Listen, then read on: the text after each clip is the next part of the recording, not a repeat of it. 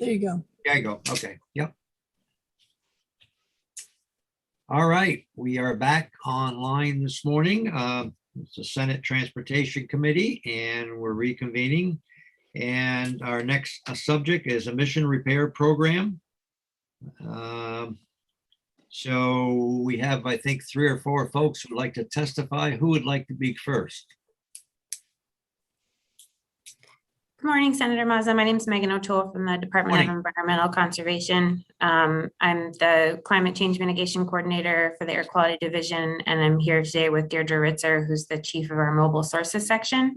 And Deirdre has prepared some helpful updates and information and a presentation for the committee regarding the program, if you'd like to start with that.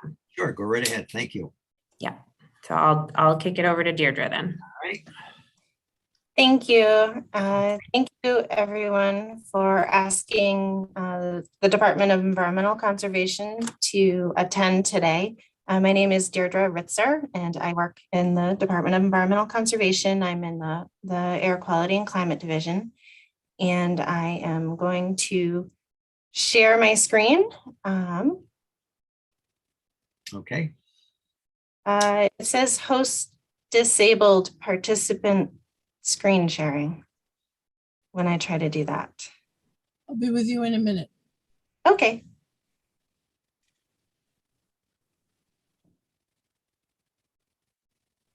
But my presentation is going to start out with a little bit of background. Okay. Since it's a new year, I figure we can all. Yeah, if we all can remember that. I keep thinking 21, I'm ready 21 every day. Start with a refresher. Yes.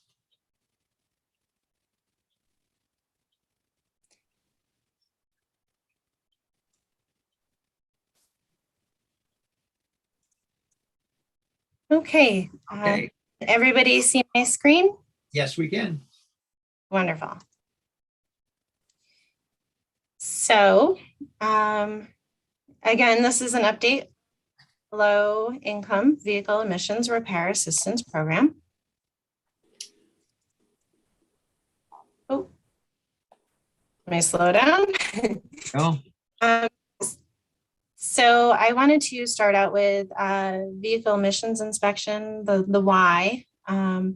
Vehicles are the largest contributor to a number of air pollutants in Vermont. Greenhouse gas emissions contribute to climate change. Ground level ozone triggers asthma attacks and damages lung tissue. Fine particulate matter causes respiratory and cardiovascular damage. And there are toxic and carcinogenic compounds as well. And Vermont's inspection program helps ensure vehicles remain clean throughout their useful life. And this is done by requiring annual testing of emission control systems and repairs to those systems if needed.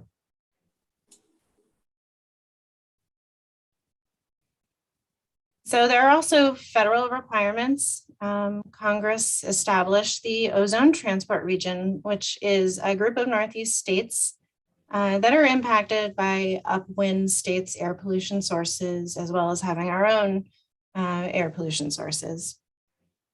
And as Vermont is part of the Ozone Transport Region, as per the Federal Clean Air Act, Vermont is required to implement a vehicle emissions inspection and maintenance program and have a state implementation plan, which details the program's design, implementation, and enforcement. And I will get into a little bit more detail on that state implementation plan in one moment.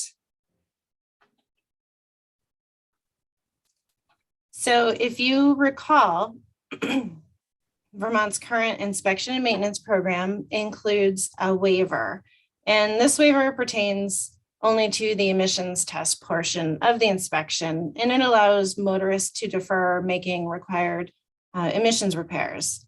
And that current waiver doesn't meet federal requirements. It's also not based on income eligibility. And it was repealed in Act 55 of last year, which will sunset as of January 1st, 2023.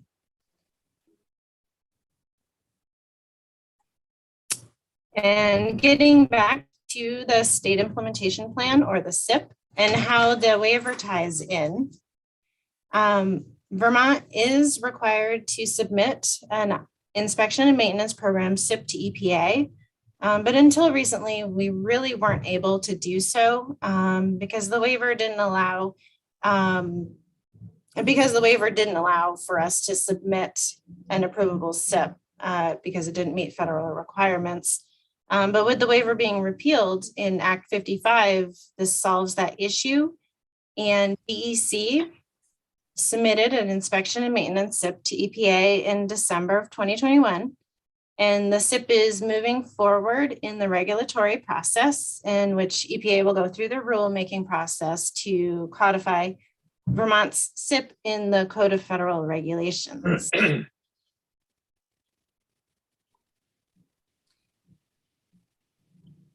So with the repeal of the waiver, the legislature authorized the development of the Emissions Repair Assistance Program. And this is aimed at helping low-income Vermonters by providing funding for emissions repairs to pass the vehicle inspection. Importantly, the assistance will decrease transportation-related costs to those who can least afford them, while also protecting public health and air quality for all Vermonters.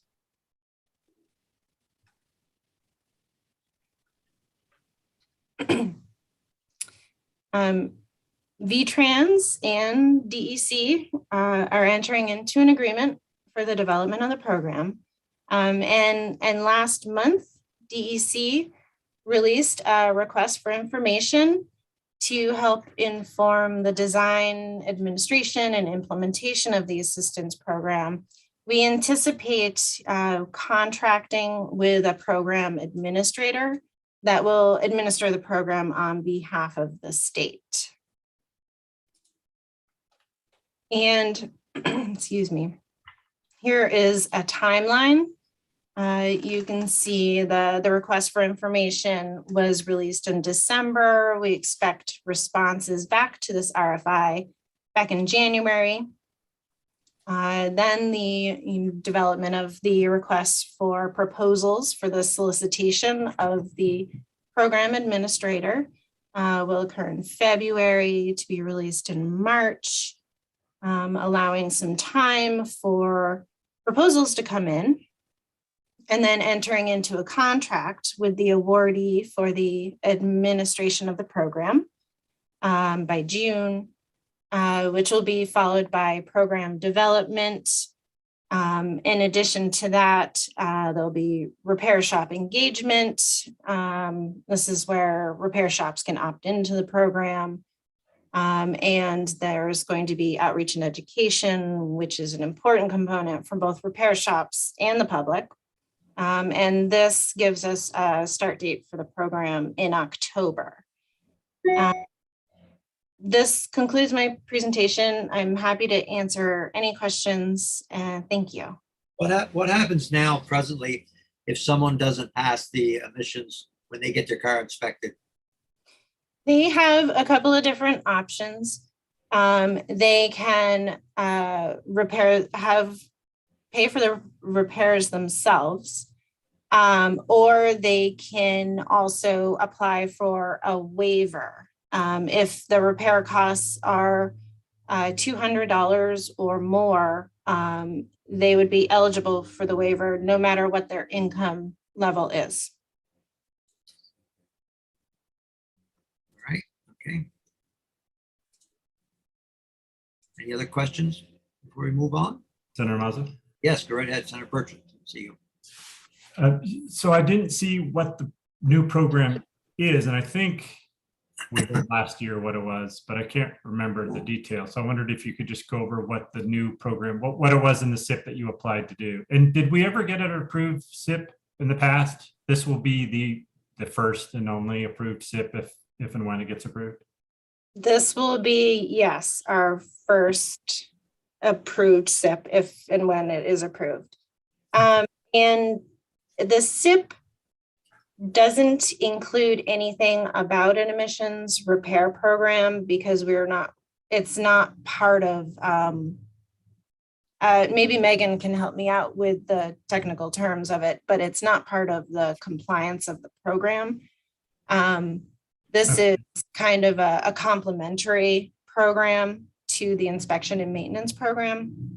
The SIP does indicate that there is no waiver because the SIPs, as it's written in the SIP, our program, our approvable program will start January 1st, 2023. And that's at the same time that the waiver disappears. Okay, well, what is the program? Is it developed, or that's part of what you're going to be working with the contractor that you hire? Exactly.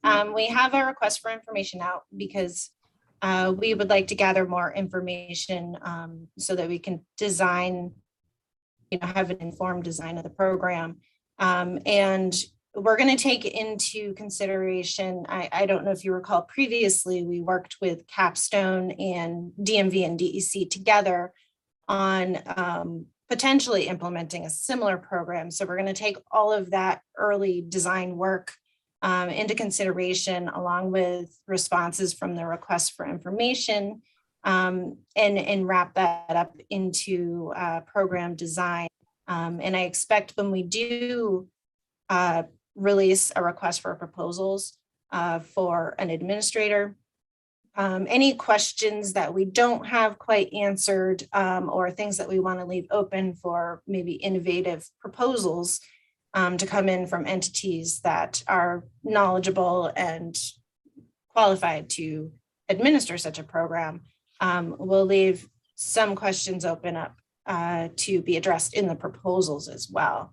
And so that when a committee selects the proposal, it'll be really on qualifications and program design elements too. So just to refresh my memory, this was I think we were going to maybe call it Mileage Smart, or maybe that was what they ended up calling the other program. But we put some money in the budget, 2019 or something, that gave to Capstone that they were going to do a emission repair program as part. And that's the thing that never really happened. And this is the continuation of that, right? I see Megan nodding her head. So, okay. Yes, exactly. Mileage Smart moved forward, but this piece of it didn't. Right. Okay. All right. Thank you. I'm going to attempt to stop sharing my screen, but I'm not seeing how to do that.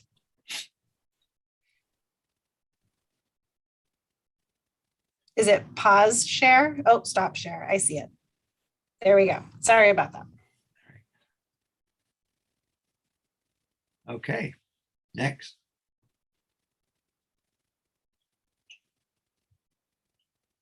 Questions, comments?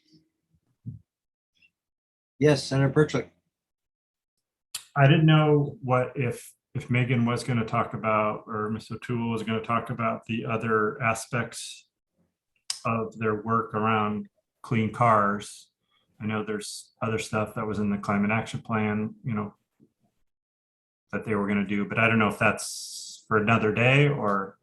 I think Senator Perchlik, I think Deirdre and I were just scheduled to come and speak with you all about that early next week. So but happy to answer any questions at that time or in the meantime. No, we can wait till next week, but I don't have any questions about the emissions program. I think it's it sounds good. I'm glad we're moving forward with it.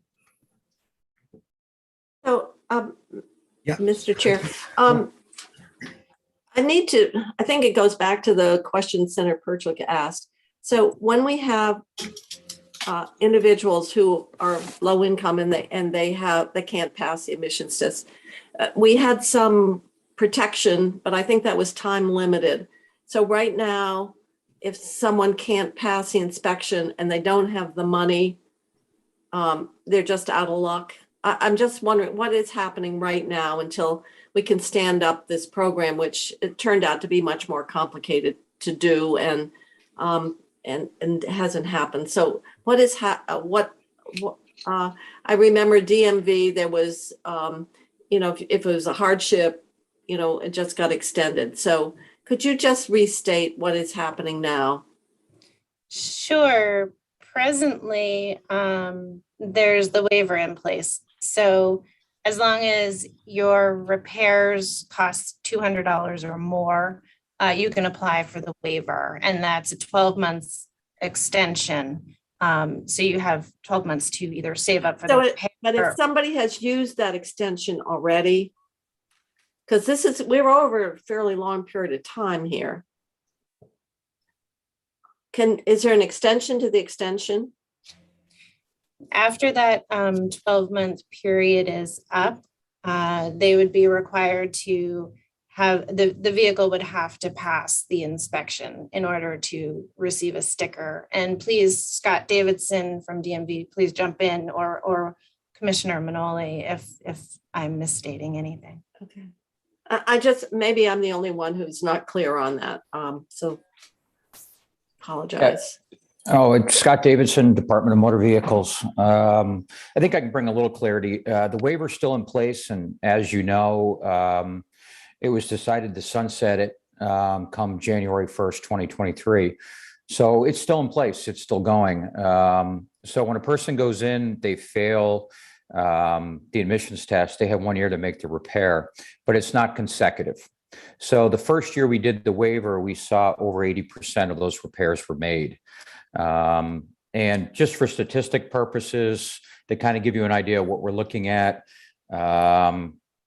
we issued 1,463 waivers last year.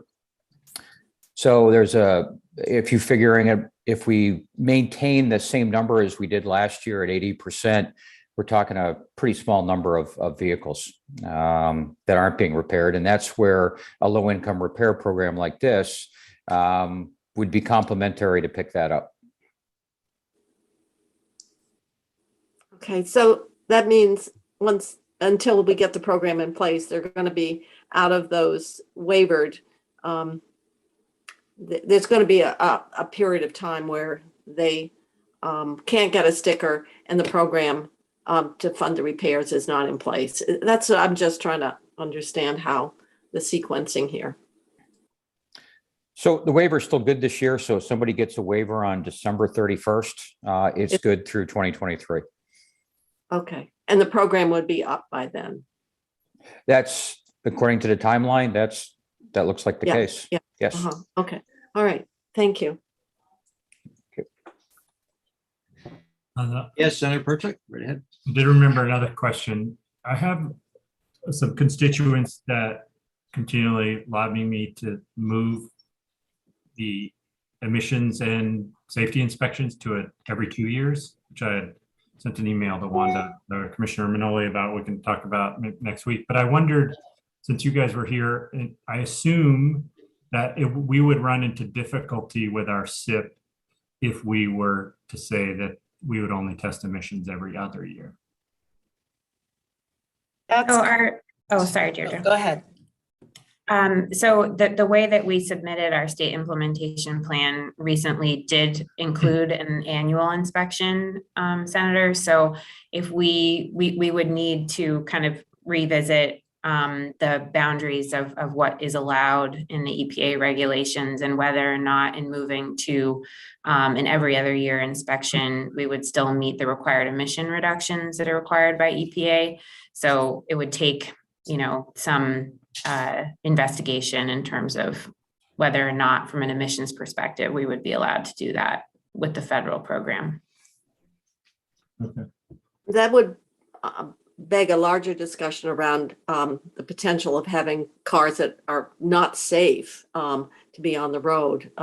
So that's an interesting request. It probably saves the money for an inspection, but on the other hand, if you've got a car with serious, I don't know whether we're talking about brakes or what, that in fact, now that we've changed the inspection, so we're only dealing with safety related aspects, it does seem like there's a balance between the cost and the safety to the traveling public.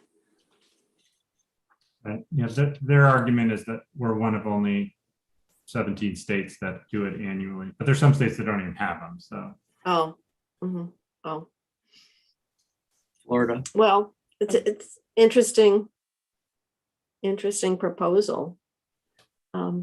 If I could just jump in and just food for thought, right? So if you have ball joints that are starting to show repair or a ripped CD boot or something like that, if caught early, they're very easy to fix, very cheap to fix. You let that go 2 years and you're replacing an entire front end. So rather than a $50 repair, you're looking at a $2,000 repair. So the ultimate cost that could be transferred onto the motorist by waiting 2 years could be a lot higher. And that's the same thing with brakes, same things with a lot of the major components. As you all know, if you don't get your brakes repaired, and then you have to replace your calipers and you have to replace all those other expensive parts that go with it because you didn't do the scheduled maintenance on it. So ultimately having an annual inspection is cheaper on the motorist. Even if we went to a 2 law, I would still have my daughter. I would myself personally would take my car in and have it inspected annually, regardless of what the law is, because I think it'll save me a lot more money and a lot more headache down the road. And I want my kids in a safe car. That's exactly what I was going to say. We agree for sure. Well, it makes sense if people think that way. Yeah. Yeah. Any other questions, comments?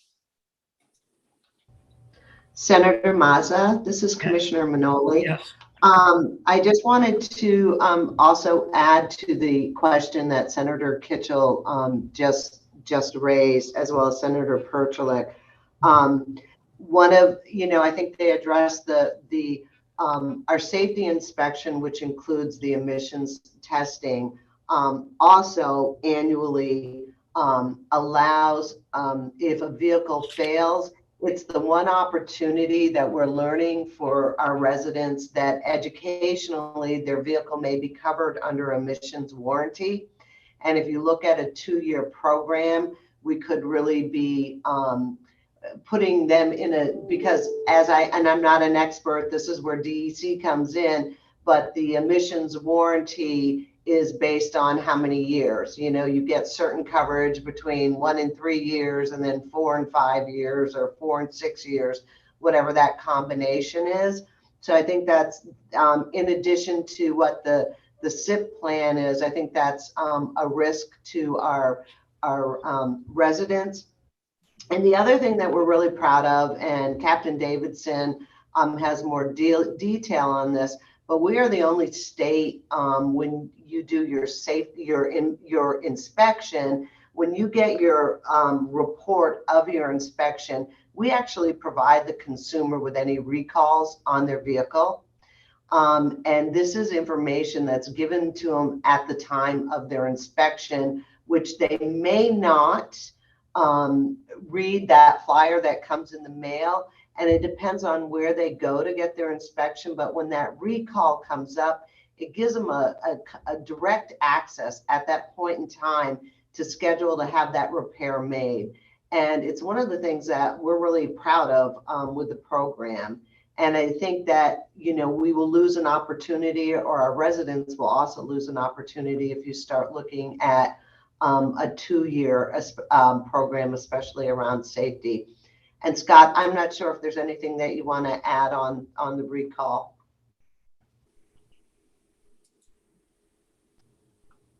No, I don't have the numbers off my head, but the number of recalls nationally that Vermont has been able to clear has been recognized. I was asked to testify at a national forum about how we were able to clear so many recalls, safety recalls on vehicles in our state, and what we do in our state to help get that message out, and one of which is through AVIP.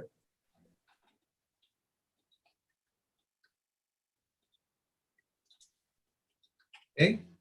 Anything else? Any other questions? Anybody have anything else to add at this time?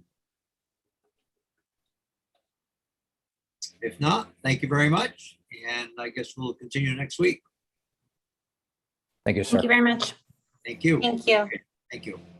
Thanks. Okay, committee, I think we're all set until floor time, unless there's something else that anybody wants to talk about. Which is 11:30.